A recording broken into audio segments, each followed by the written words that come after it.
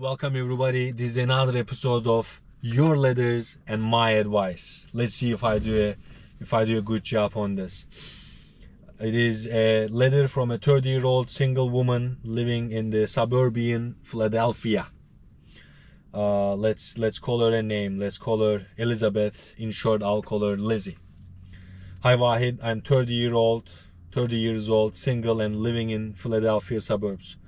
I have a full-time corporate job, teach yoga at my local studio and compete as a yoga sport athlete. My letter today is short and sweet. Love it. I would like to ask your advice on navigating imposter syndrome or feelings of self-doubt when it comes to my own skills and accomplishments, which leads me to a lack of confidence in seeking out and accepting new opportunities. This fear and self-doubt is holding me back at work and in personal relationships. Let's go a little bit more.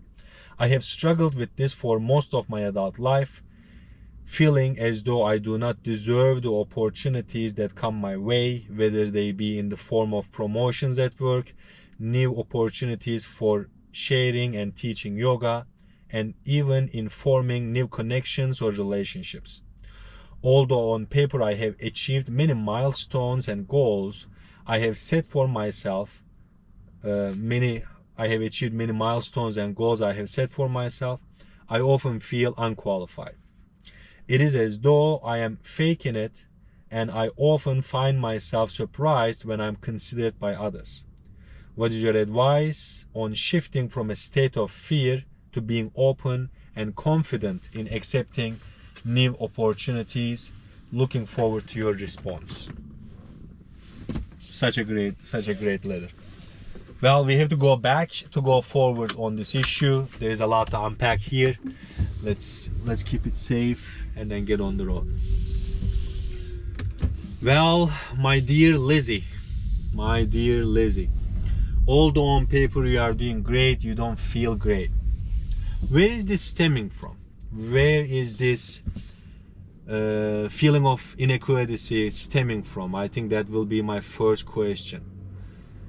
Going back, you don't have to go all the way to your childhood, but let's find an authority figure which you loved and respected dearly, and then this person or this authority figure never acknowledged your accomplishments. It was never good enough.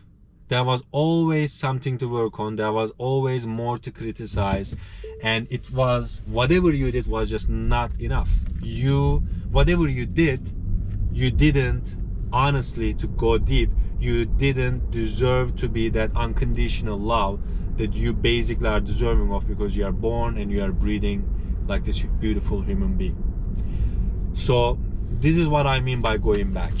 Can you name somebody or some people who always criticizes you in the back of your head at some point in your life? Because you said you have struggled with this for most of your adult life. So before these struggles, is there a period of your life in which no matter what you did, it wasn't enough? It wasn't worth of loving or being respected or taken into consideration, and there was more criticism?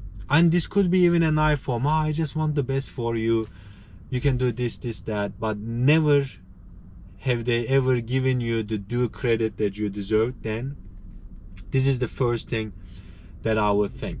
Secondly, if this is an early figure, which I'm assuming it is, because exactly what you said, most of your adult life, the basic problem is now their voice, now their criticism, now their judgment over you became your inner critic. That's generally, I heard this and it kind of makes sense to me. The way your mom regards you is the way you regard yourself in your internal world, and the way your dad regards you is the way you make sense of the external world. So this could be any figure, but how are you now judging yourself is probably how they were judging you back then. That's why People are giving you compliments, people are giving you praises, you are getting promotions, but in the back of your mind there is a little Lizzie that's like, they don't know. If they knew, they wouldn't promote me. Like, listen to that voice. Listen to that voice. If they knew who is the real me, they wouldn't be promoting me, they wouldn't be choosing me, they wouldn't be giving me this opportunity. So first and foremost, listen to that voice and identify where is that voice coming from. You know, self-doubt, doubt the self-doubt, you know. Why? Because you have all these accomplishments and things on paper already which are real. The first thing is sitting with that part of you. So you go back, close your eyes, and then think of a moment in which the syndrome is kicking hard on you, and listen to the dialogue. It sounds like it's you criticizing yourself, but I can assure you it's not you. And then who is that person? And forget about that person. We have nothing to do with that person. But you have to focus on the part of you that is still holding that person's voice as the authority. And you identify this authority at the age of 6, at the age of 16, at the age of 26, whatever. You go to that age. All right, I'm gonna make it up. Lizzie at the age of 13. Take Lizzie at the age of 13 in front of you and give her some compliments. You know, put her in her heart. This is all in your imagination, but you are gonna see it's so real. Take her in your heart and then compliment her. Notice how much she tried. Compliment on her efforts, maybe not the results. Compliment on how much she cared. Compliment on how she tried. Compliment on how she put in the honest, genuine effort, even if it might not have been considered at the time as worthy or enough or deserving of love or respect. This is the first thing, and I think this is the most important advice that I can give you. Second thing is a little bit more concrete. Sit down with somebody you love and respect right now, and then write down a criteria, like what would it take for me to feel worthy of this accomplishment, this, that, and then you have done it. This is more on the executive prefrontal cortex of your mind, and then you got this, and then you have to celebrate those victories.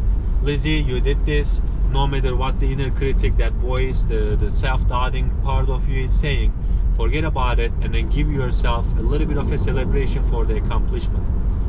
But my first advice is the more important one. Sit with that part of you that didn't get the validation. Sit with that part of you that was overly criticized, and then some TLC on her, you know.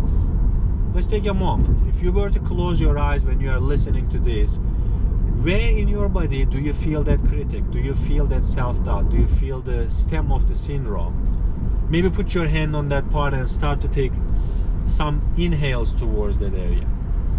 And then all you have to do is, like you are soothing a little girl, you're going to soothe her pains. You are going to talk to her. In the beginning, this might feel weird. This might feel like it doesn't make sense. You might not even know who you are talking to. But the more you pay attention to that part of you that didn't receive the love and the respect and the acknowledgement that she deserved, the more she is going to be open and honest and talk to yourself, rather than some voice in the back of your mind is like, you didn't deserve it. If they knew, they wouldn't give it to you. If they knew you. So beyond all that chatter, take a moment to find that part of you that feels inadequate, that was not validated, that was always criticized, and then give her some TLC. And if you don't know how to love her, if you have a dog, if you have somebody you love, if you have a nephew, you said you are single, I don't know if you have a kid, but something or someone you unconditionally love, direct that kind of attention, that kind of care to that part of you that needed the validation. I hope this was a little bit of a help for you. And once that part of you can believe that it is loved, it is worthy of being seen, it's worthy of being heard, it's worthy of putting in the effort and acknowledging and receiving the acknowledgements and the compliments that it truly deserves, then the little voices in the back of your mind will not have any power over you. So let's wrap it up. First, you listen to those voices and identify where is the source from. Second, you address who those voices were addressed to. So Lizzie at the age of 12. And then you take the Lizzie at the age of 12, you look at her in the eye, you put her head in your heart, and then you confront her. You tell her that you love her. You tell her that what she did was the best she could, and it was worthy of praise, worthy of love, worthy of care. And after all that chatter goes, I don't think you will be dealing with the imposter syndrome anymore. This might take a few times, this might take a few months, this might take a few years, but the more you sincerely, honestly, lovingly talk to that part of you beyond the chatter of self-doubt and unworthiness, the more real where the focus is going to be. And then your personal life, it's easy to address the business life because you have a resume and then you're qualified and HR pick you or the boss gave you a promotion, whatever. But it's going to show itself way more in your personal life and in your interpersonal relationships, because you will not fake and not fake it and believe it. You will not make it until it works, but you will literally feel like you are worthy of that love because now you are giving it to yourself. And then because you are truly giving it to yourself, you will not feel as weird, as alien, or as awkward when other people are truly showing that love to you, because other people are loving you. They see your accomplishments, they see your worth. The only block here is that voice, in which again you have to address, identify, talk to the addressee of it, and then go beyond it. I'm pretty sure you are capable of showing that love and care to you, and let's start with that. And anybody else, this is a very common thing. If you are suffering through this, let me know in the comments if this advice was valid. If you think somebody might receive value from this video, please send it to them. Share, subscribe, like. Allow the Google algorithms to put this in front of somebody who might need it. Love, peace, and care to you all. Thank you so much. Have a great day. Peace.